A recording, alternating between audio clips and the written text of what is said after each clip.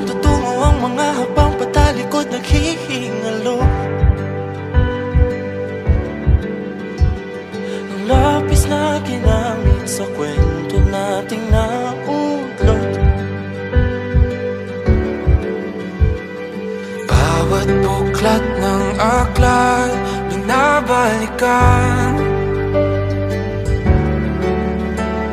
mga liham na ang laman, ligayang dala, ikaw lang ang may akda.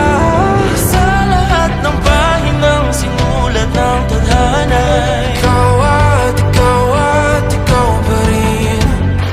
Ang yugtong paulit-ulit kong babalik-balikan. Sigaw ay ikaw pa rin. Patuloy kong panghawakan ang iyong mga salitang hindi na nakikita sa tingin ng iyong mga mata. Ngunit kung sarado na ang puso sa nadarama, pwede bang isipin mo kung bakit tayo nagsimula? Ating katotohanay naging isang nobelang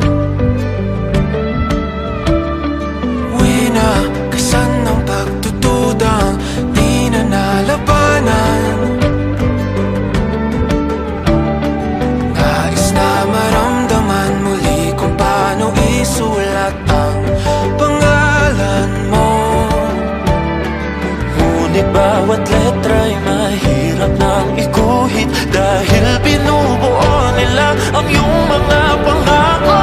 Sa lahat ng pahinang sinulat ng tadhana'y ikaw pa rin.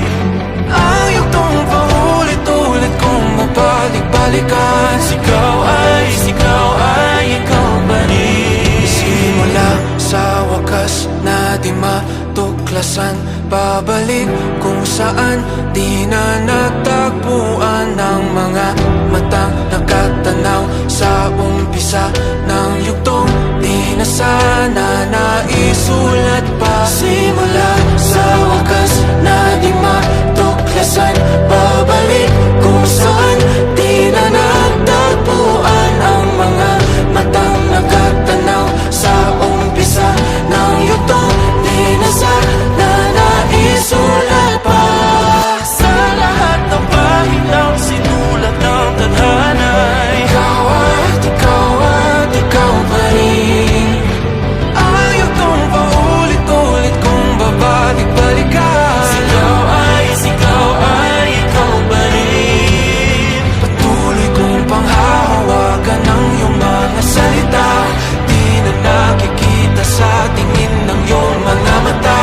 Ngunit kung sarado na ang puso sa nadarama, pwede bang isipin mo kung bakit tayo nagsimula?